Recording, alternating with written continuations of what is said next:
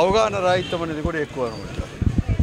అతనికి కానీ అర్థం పర్థం లేని ఆవేశమే తప్ప అతను మాట్లాడేదంటూ అర్థము లేదు. అతను సినిమాల్లో నటన కాదు, నిజ జీవితంలో రాజకీయాల్లో కూడా నటించాలని చెప్పి అనుకుంటున్నాడు. బాలకృష్ణ గురించి ఈ జిల్లాలో మళ్ళీ చెప్పాల్సిన అవసరం కూడా లేదు. హిందూపురం వాళ్ళకే వాసులకే ఓట్లేసిన ఏదో సినిమా యొక్క గ్లామర్తో గెలుస్తున్నాడు, లేకపోతే వాళ్ళ తండ్రి ఎన్టీ రామారావు గారితో అక్కడ ఉండే ప్రజల గురుత్వంతో గెలిచాడు. కానీ ఇన్మార్లు కనీసం వాళ్ళకు సేవలు కూడా అందించిన వాడు, ప్రజలను కూడా కనుక్కోలేని వాడు ఈరోజు జిల్లాని గురించి ఏం మాట్లాడతాడు? అంతా కూడా అవగాహన. నిన్న మాట్లాడినాడు ఇక్కడ అనంతపురంలో కూడా. అనంతపురంలో అభివృద్ధి అనేది కూడా లేదంట. తర్వాత ఇప్పుడు వేసిన బ్రిడ్జ్ కానీ, తర్వాత 4 లైన్ల రోడ్లు కూడా తెలుగుదేశం పార్టీ అధికారంలో ఉన్నప్పుడు ఇక్కడ ఇష్టం కాదు.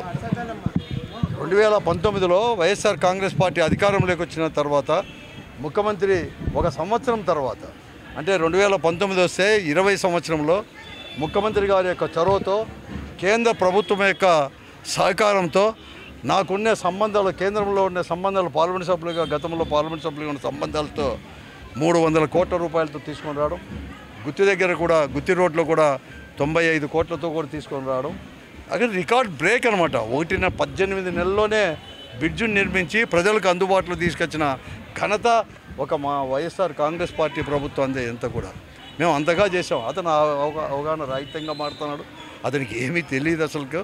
అతనికి ఎవరో రాసిస్తే, స్క్రిప్ట్ రాసిస్తే అతను పక్కనుండే వాళ్ళు కూడా ఇద్దరికీ అవగాహన లేని వాళ్ళు, అటువంటి వాళ్ళు రాసిస్తే అది చదవడం తప్ప మరొకటి ఏం కాదు. ఈ ప్రజలకు అనేది కూడా తెలుసు.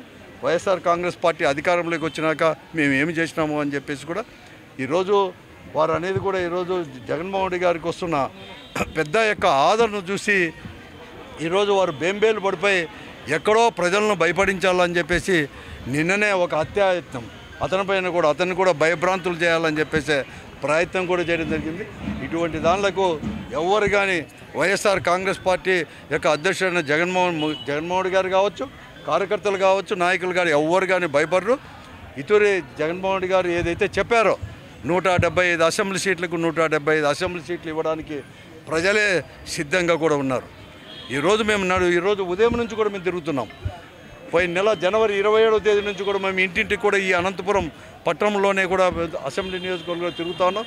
పెద్ద ఎత్తున స్పందన కూడా వస్తుంది. గతంలో కంటే కూడా పెద్ద మెజార్టీతో కూడా గెలిపించబోతున్నారు.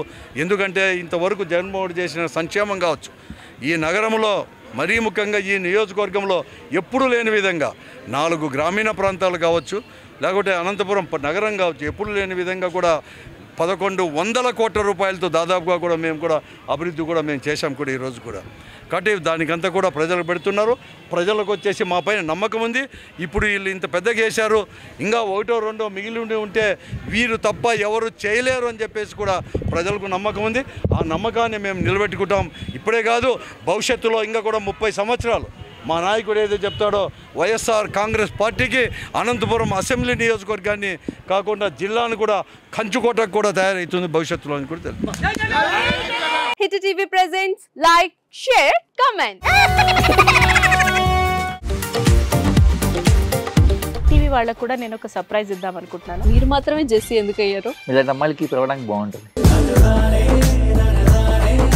చందు సాయికి like you and have a జనాలకి ఒక పేరు నచ్చిందంటే దీనికి ఒక ప్రాసెస్ ఉంటుంది.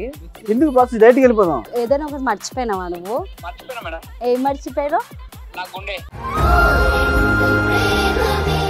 ఏదో ఆ టైంకి మన సుడి బాగుంటే ఎవరన్నా చూపిస్తే రాయగలం కానీ డోర్ టు డోర్ సేల్స్ చేసేవాళ్ళు. శారీ వస్తుంది, శారీలో వెనకాల కట్టుకుని